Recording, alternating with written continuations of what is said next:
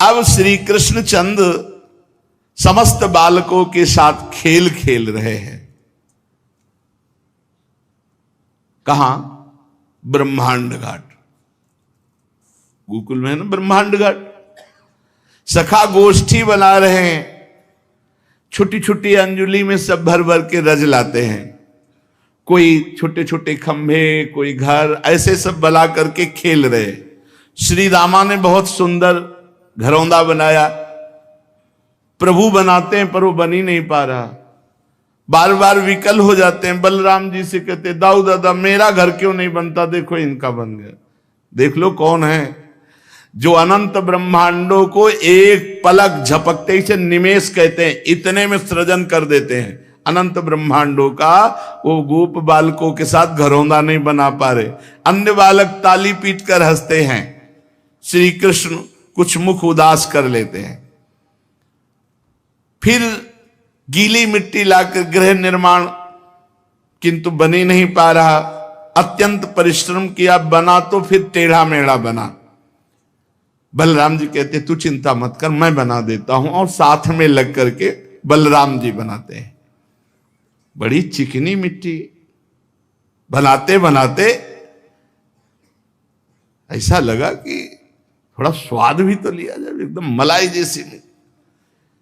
यदियो भ्रूभंग कतिना जगत दंडा निसत सह प्रसूते संपाति छपयति न तत्र प्रयतते सा एवायम धूलिपुर गृह विनिर्माण रवसे भ्रशम श्रांता शृण्ण तदपि न विरामम रचयति। इनके एक सेकेंड के संकल्प से अनंत ब्रह्मांडों का सृजन हो जाता है। वो प्रभु घरौंदा नहीं बना पा रहे। एकांत, ऐसे मिट्टी लियो, एकांत में जाके यमुना किनारे ब्रह्मांड घाट में बैठे हो, आराम से ब्रजरज पार है। ठाकुर जी ब्रजरज पार है। दाऊ दादा की दृष्टि गई, कहां गया, वो तो दिखाई नहीं दे रहे। अब गए तो यमुना की तरंगों को देख देख कर जैसे कोई सतुआ पाता है ना, ऐसे ब्रजरज पा रहे। देखो ठाकुर जी ने ब्रजरज पाई। भगवान बलराम जी दौड़ के हाथ पर, ये क्या, तने मिट्टी खाई? बोल रहे नहीं, मैंने नहीं खाई। क्यों? झूठ क्यों बोल रहे? क्योंकि मिट्टी खाई। अरे अनंत ब्रह्मांड उनके उदर में वास करते, क्या नहीं खाया? सब कुछ उन्हीं के अंदर है, सब कुछ उन्हीं के अंदर विराजमान। वो मिट्टी भी तो वही है, पंचभूतों में जो पृथ्वी है वो भी तो यही है, भगवत स्वरूप सब कुछ है। सर्वम खलमिदम ब्रह्मणे नास्ति किंचन वासुदेवा सर्वमिति, सब कुछ वासुदेव ही है। तो क्या खाया? भगवान ने कहा नहीं। दाऊ दादा ने कहा अब तो तुम्हारी पिटाई पक्की। सनक सनंदन सनातन सनत कुमार योगीश्वर वो अव्यक्त रूप से विचरण करते हैं। दाऊ दादा हाथ पकड़े ये ना कर रहे हैं, इस शोभा को वो गुप्त रूप से देख रहे हैं। पूज्य राधा बाबा लिख रहे, सनक सनंदन सनातन सनत कुमार 5 वर्ष की आयु के वो गुप्त रूप से देख रहे हैं अखिल कोटि ब्रह्मांडों के स्वामी प्रभु कैसी लीला। दाऊ दादा आज तो तुम पिटोगे, आज तुमने तो भय युक्त, और ऐसे मुंह में रज पूरी भरी गीली मिट्टी, नहीं मैंने नहीं पाई। सनक सनंदन सनातन सनत कुमार सोच रहे हैं अगर ये एक दाऊ दादा पकड़ के ले जाएं उधर तो फिर हम इनकी चरण रज माथे पे धारण करें। कृपा सागर श्री कृष्ण चंद्र जो समझ गए और छुटा के हाथ भागे ऊपर की तरफ। दाऊ दादा महाबलशाली दौड़ करके पकड़ लिया।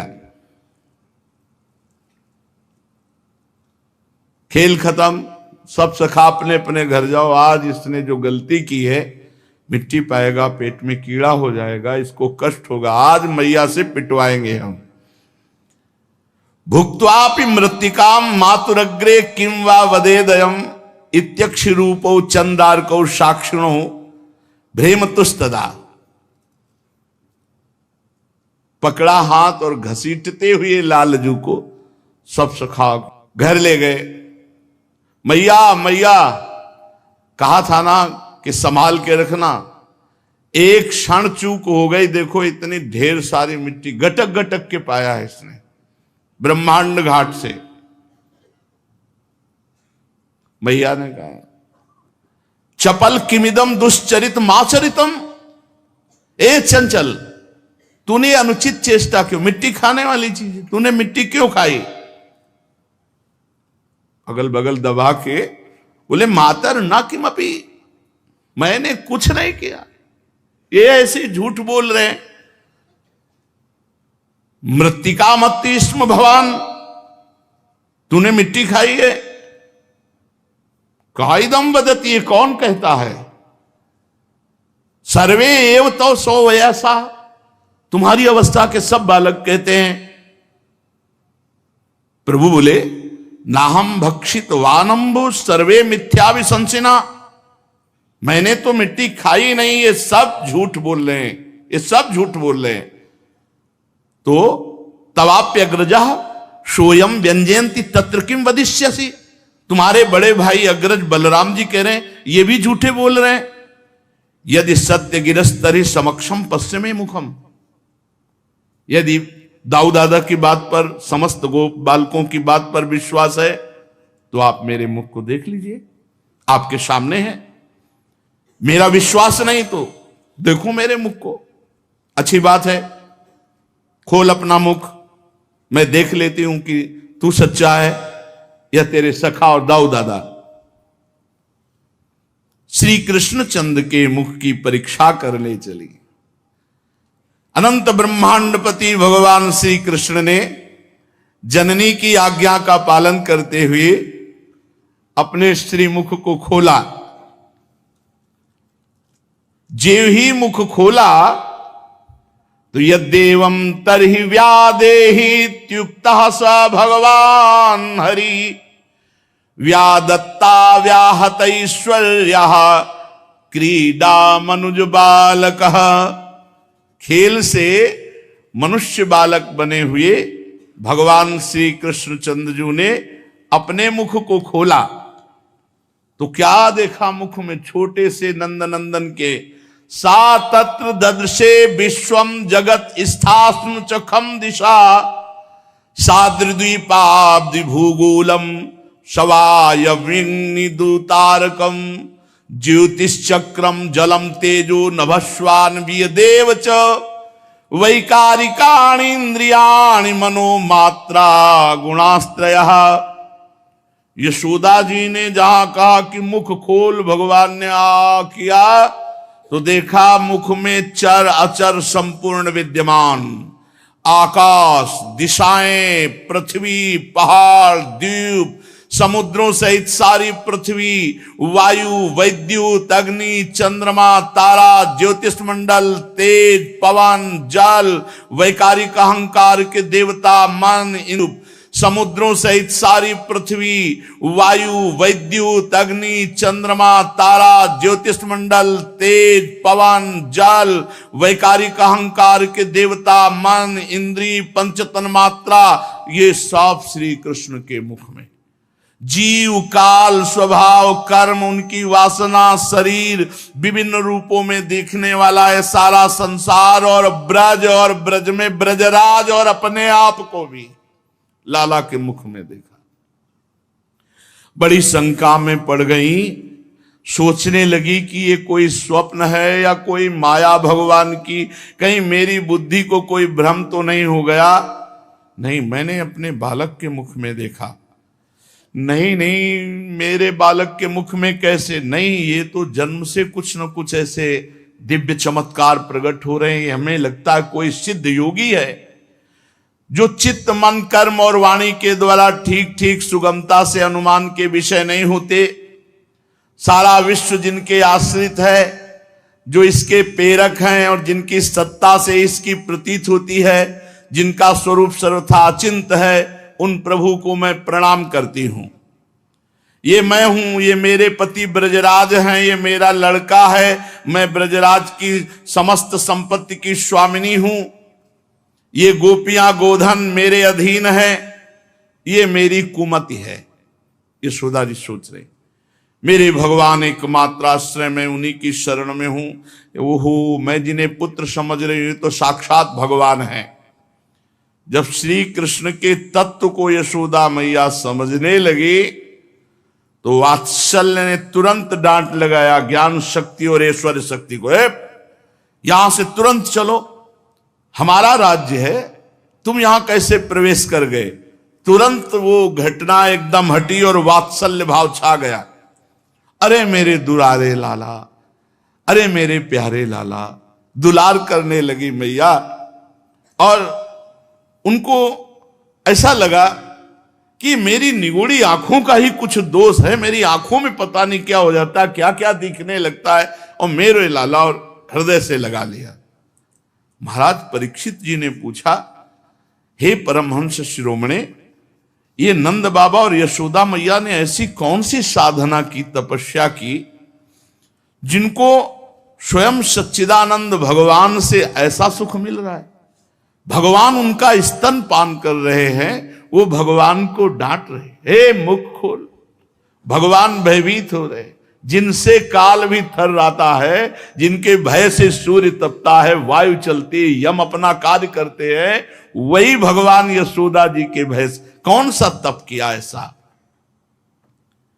भगवान श्री कृष्ण की बाल लीलाएं जो वे अपने ऐश्वर्य और महत्ता आदि को छिपाकर ग्वालों के बीच में करते हैं, इतनी पवित्र हैं कि इन कथाओं को श्रवण करने मात्र से सारे पाप ताप नष्ट हो जाते हैं।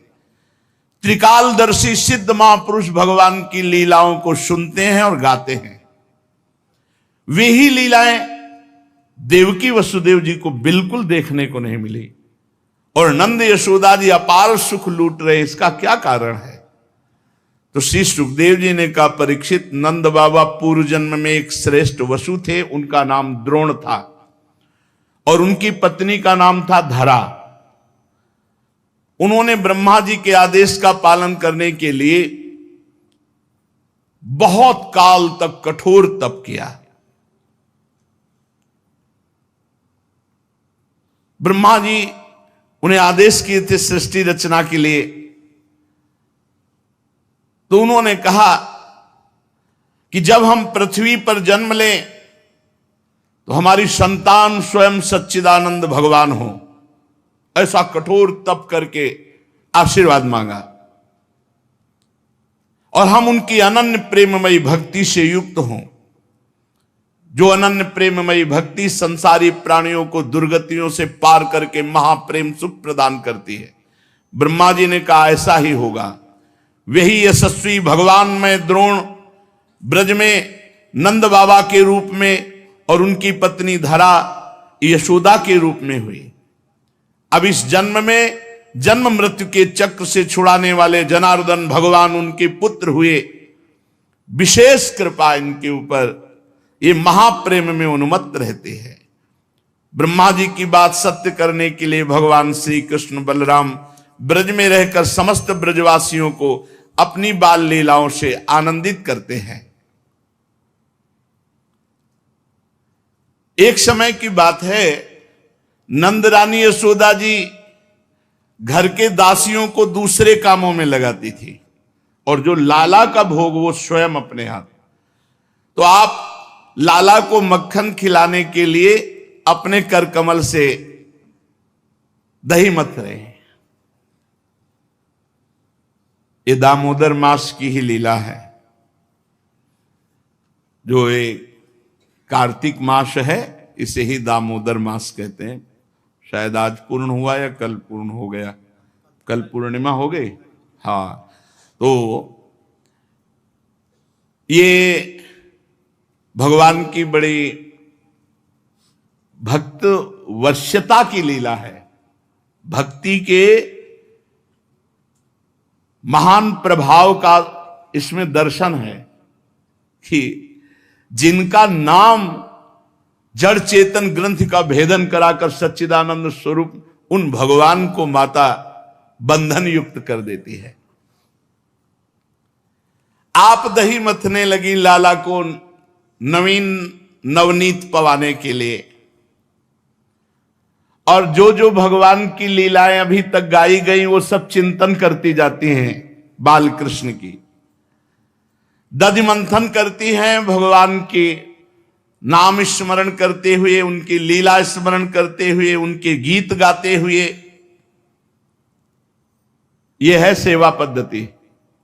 मैया बता रही सेवा पद्धति।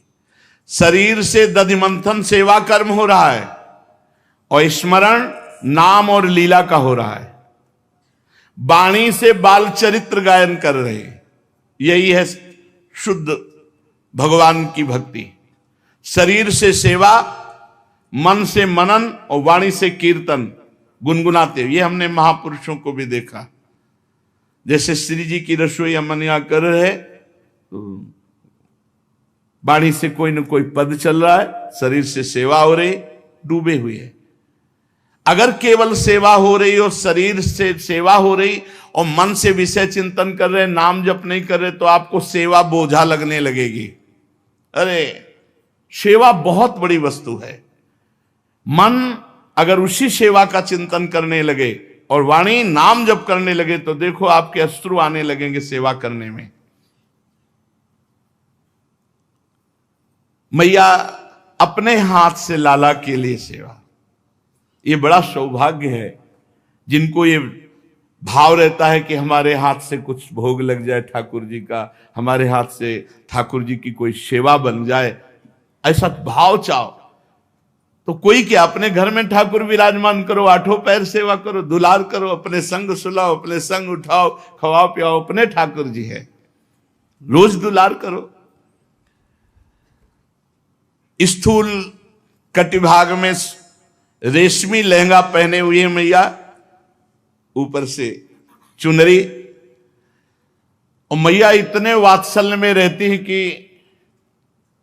हर समय उनके वक्षा स्थल भींगे रहते हैं, कभी अश्रुओं से कभी दुग्ध से। वात्सल्य। पुत्र स्नेह नुत कुछ युगम जात कंपम च शुभ्रु। वक्षा स्थल सदैव दुग्ध से भीगे रहते वात्सल्य में, कभी आंसू बहते हैं तो मैया नेति खींच रही है, अवस्था हो गई है। कुछ हाथ थकित होते फिर रुक जाती है कृष्ण, फिर खींचने लगती। हाथ के कंगन, कानों के कर्णफूल हिल रहे, मुख पर पसीने की बूंदें, चोटी में मालती के पुष्प गिर रहे।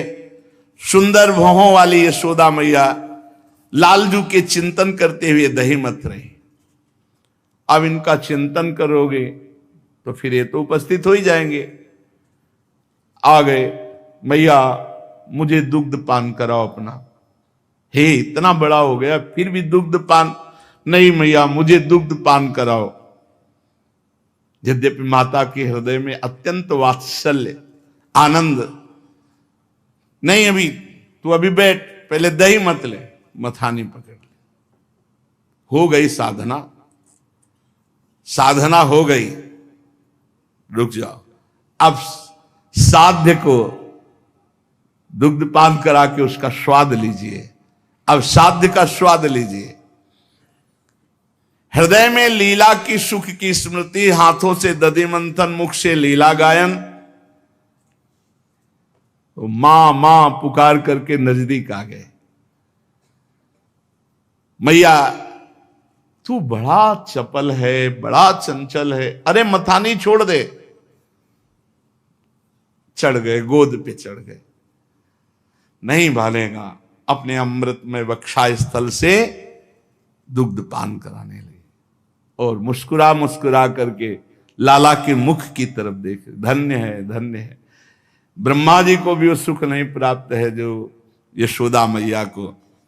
बीच बीच में लाला मुस्कुरा देते हैं मैया की तरफ, तो उनके कपोल से पकड़ चुंबन करते, मेरा लाला। बड़े आनंद का विषय चल रहा था, लाला को दूध पिला रही थी, बार बार लाला मुस्कुरा रहे थे, मेरा लाला तू तो मेरा प्राण प्यारा है। इतने में दृष्टि गई, अंगीठी पे रखा हुआ दूध जो है, जो पद्मगंधा नाम की गाय का दूध बहुत प्रिय है लालजू को। देखा कि वो दूध उफान में, लाला को नीचे भूमि पर किया, दौड़ पड़ी दूध की तरफ। पद्मगंधा गाय का दूध उफान में। उसने सोचा कि हम भी हैं, मैया तो अपना दूध पिला करके यदि तृप्त कर देगी लालजू को तो वो फिर हमें पिएंगे नहीं, इसलिए वो उचक रहा था मानो कि हम भी हैं मैया। तो मैया ने सोचा उफान आ जाएगी, दूध बाहर चला जाएगा, लाला को दूध पिलाना बंद करके भूमि पर प्रभु के ओंठ क्रोध से युक्त होकर फड़कने, मेरा प्राण मेरा जीवन, और ढकेल दिया हमको धरती पे और दौड़ पड़ी दूध के लिए। ये यहां भी एक शिक्षा मिलती है, अपने प्यारे की प्यारी वस्तु प्यारे से भी अधिक प्यारी है। कल किसी ने हमसे प्रश्न किया कि आप तो श्री जी को बहुत प्यार करते हैं, लाल जी को तो तुम क्या जानो, तुम हमारे हृदय की बात क्या जानो। श्री जी से अधिक लालजू को हम प्यार करते हैं। क्यों? क्योंकि मेरी प्यारी जू की प्यारी वस्तु है। दृष्टैव चंपक लतेव चमत्कृतांगिम, स्वयं लाडली जू कहती है, मुको तो भावती ठोर प्यारे के नयनन में। कहां स्थान? प्यारे के नयनन। और क्या कह रहे हैं लाडली जू, मेरे तन मन प्राण हूं ते प्रीतम प्रिय। जब मेरी स्वामिनी के तन मन प्राण हूं से प्रीतम प्रिय, तो मेरे लिए मेरी स्वामिनी जू से भी बढ़कर के प्यारे लालजू हैं, क्योंकि मेरी स्वामिनी जू के सुख है। तद्भावोत्सवता परम भवत में तत्प्राण नाथे रति। आप क्या समझते हैं? यशोदा मैया ने लालजू को भूमि पे करके लालजू के प्रिय दुग्ध की रक्षा की जाके, मेरे लाला का प्रिय दुग्ध है। स्वामी के सुख की वस्तु स्वामी से भी बढ़कर हमारे लिए है। पर महाराज ओठ फड़कने लगे लालजू महाराज के। संजात कोपहा स्फुरितारुणाधरम संदस्य दग्धिर दधिमंथ भाजनम भित्वा मृषाश्रुर दृश दस मना रहो जघास हरिवंगो मंतरम गतः। ओठ फड़कने लगे और छोटी छोटी दतुलियों से ओठ दबा ले। मैया कहती, प्राण प्यारा जीवन धन मेरा लाला, और मुझे उतार के दूध की रक्षा में गई। प्रभु मंथन की जो माट थी, सिलवट्टा उठाया, प्रहार किया, पूरा फैल गया।